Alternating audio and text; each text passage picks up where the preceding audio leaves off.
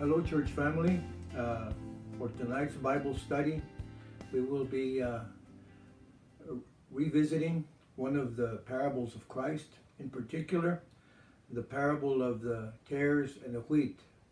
Some people call it the parable of the weeds, but it's found in Matthew chapter 13, verses 24 to 30.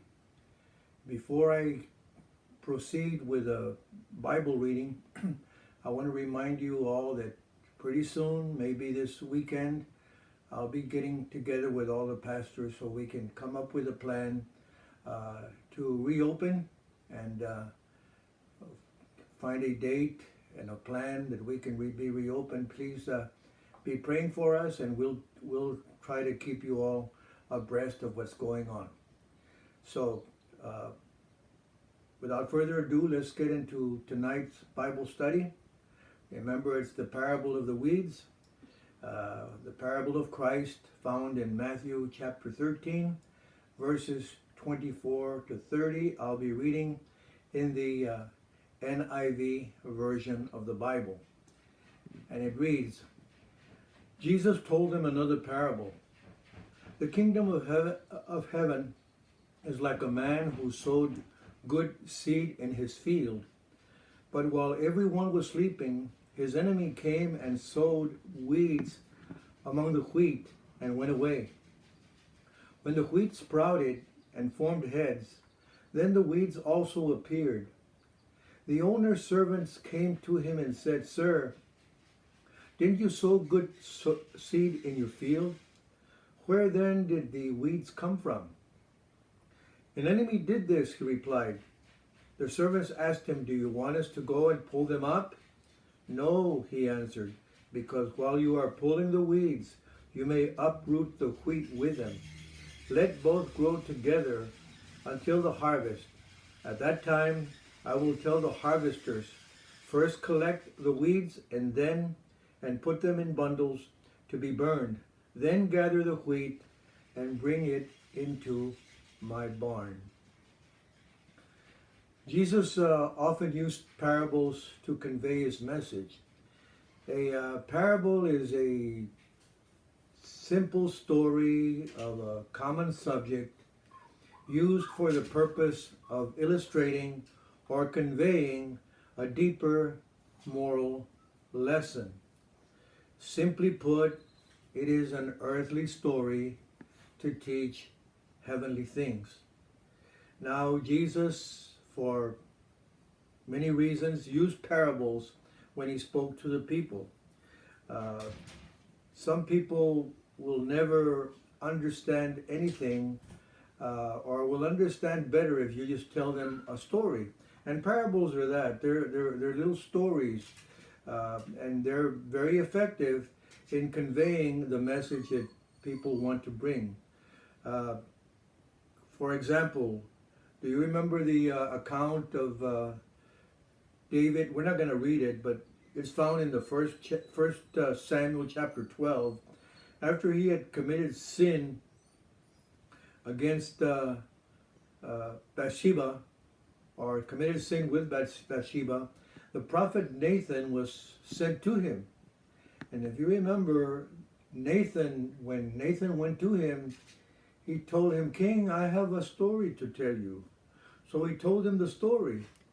And he told him the story about a rich man who took advantage of his neighbor, who only had one little ewe lamb. And the rich man took the rich man's little ewe lamb and served it up for a guest. And Nathan told him that story. When David heard that story, he got incensed. He said, that man that did that, he deserves to be punished. And Nathan told him, you are that man. Of course, he used that. It was effective because David, of course, quickly repented and he understood. Did you know that the gospel is a story? Did you know that the birth of Christ is a story?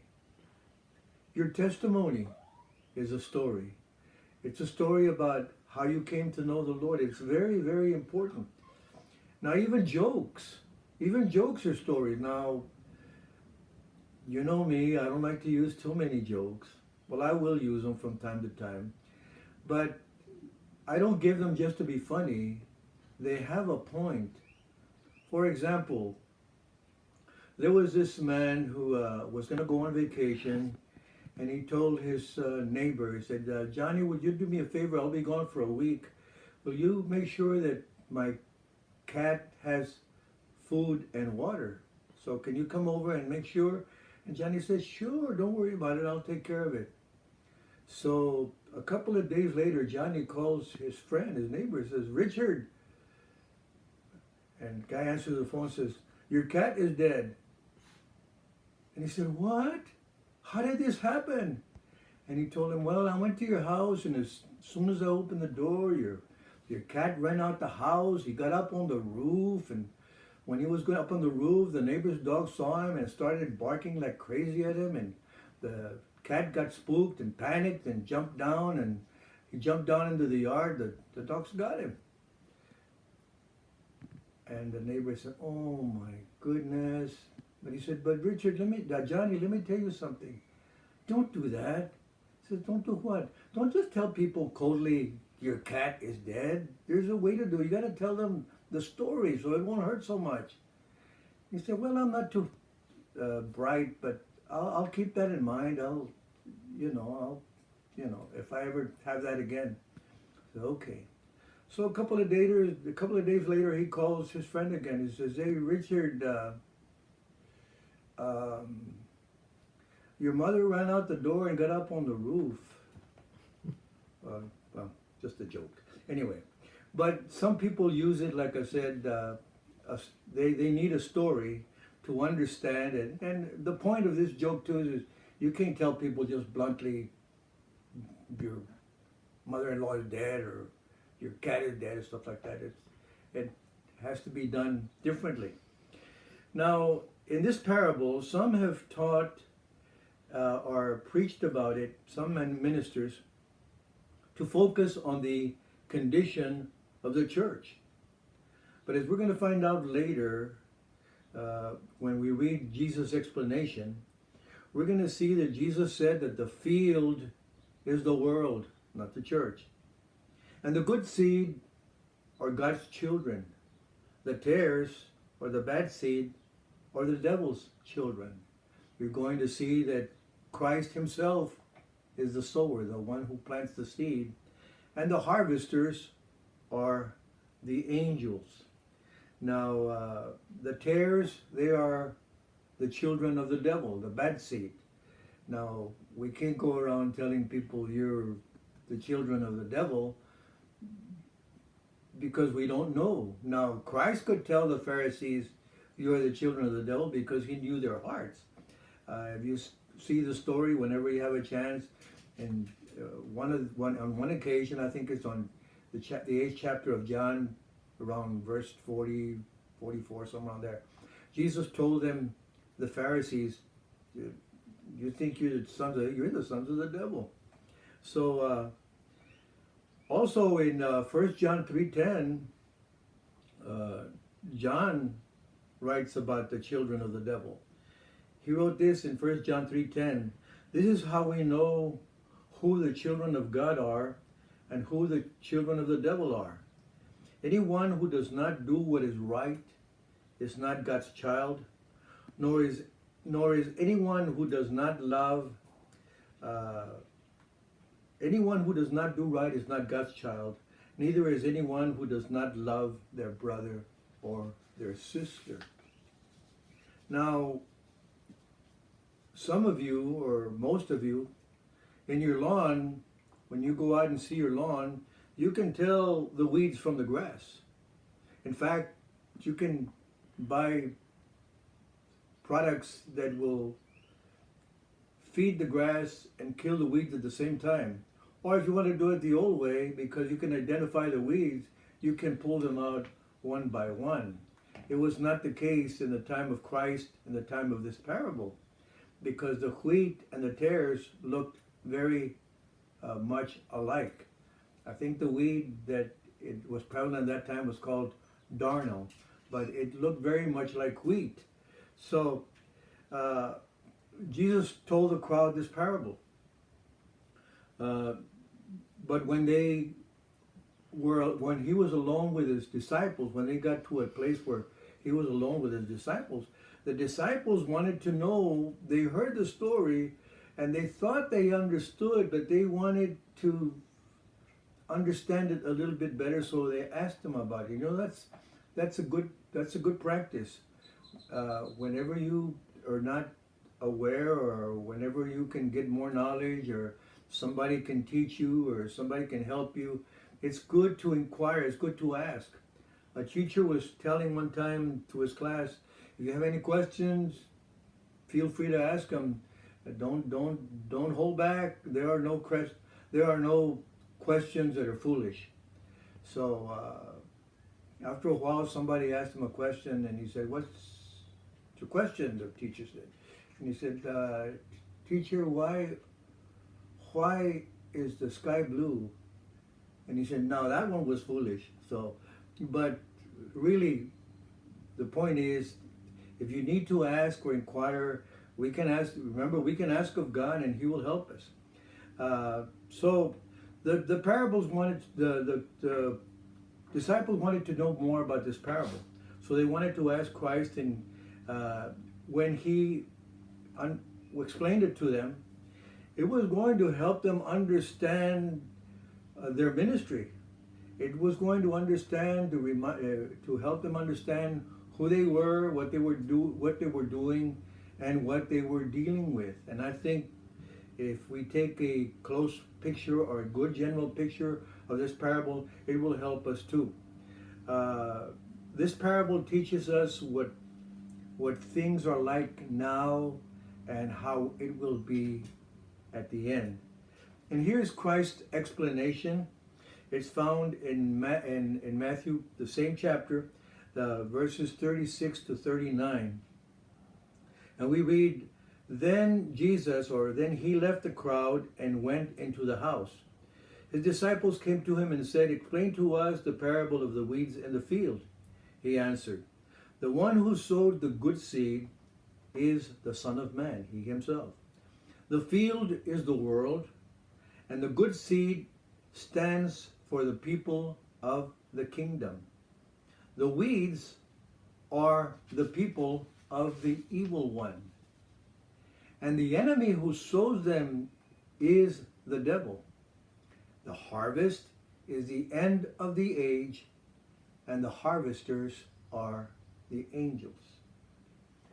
When Jesus went back after the crucifixion, after the resurrection, when he went back up to the Father, he planted in this world his truths, his eternal truths, his blessings or his graces, and also those who believed, saved and sanctified souls. He left them here. This is the kingdom of God, or the kingdom of heaven on earth, which is really the children of God in the world. He left them, of course, alongside with the weeds. Could be side by side with the weeds, those who have been planted there by the enemy. Now, at this point, the end of the harvest has not come. Now, in verse 40 to 43 of the same chapter, he says, Jesus continues saying, as the weeds are pulled up and harvested in the fire, so it will be at the end of the age.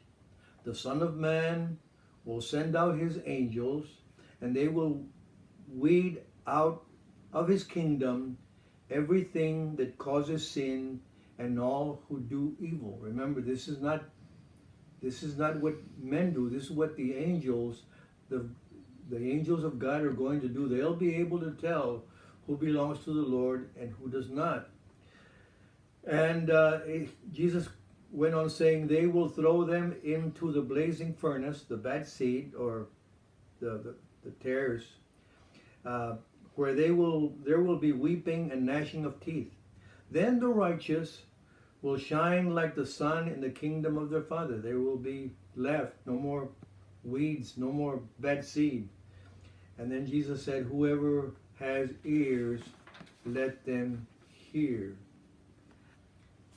Here's a recap of the parable.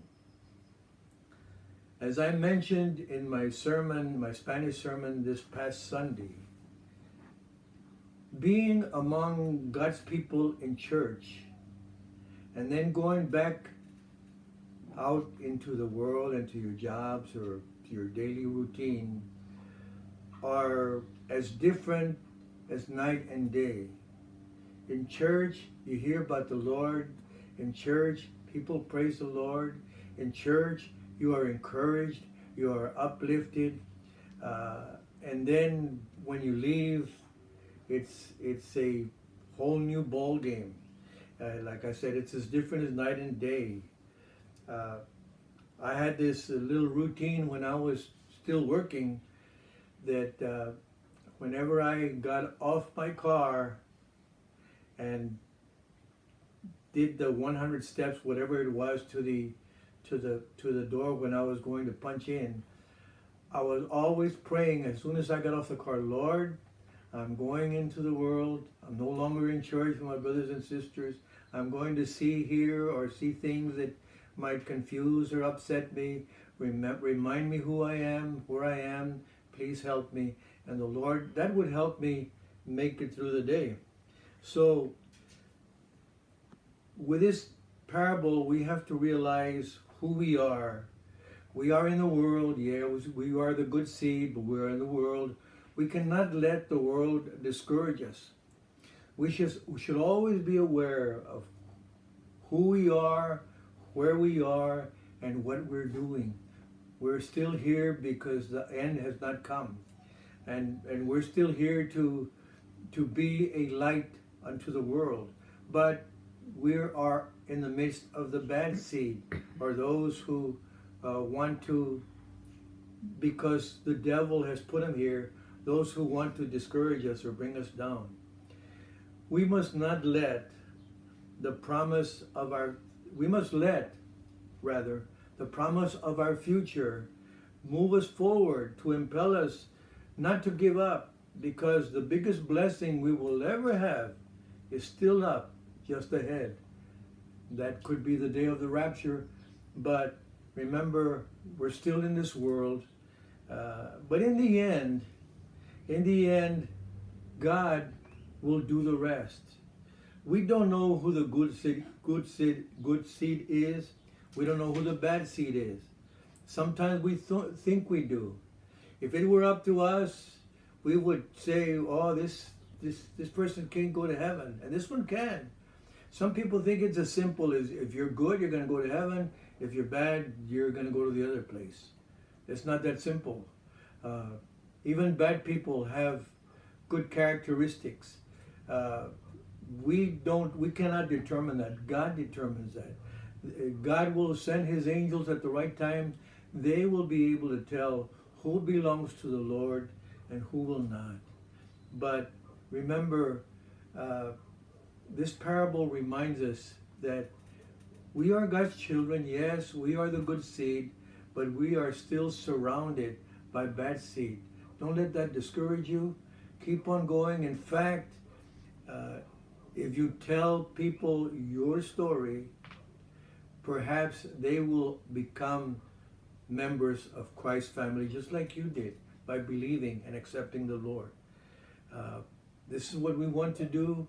We want to be good examples. We want to be shining lights for those that do not know the Lord, that they might come to know Christ.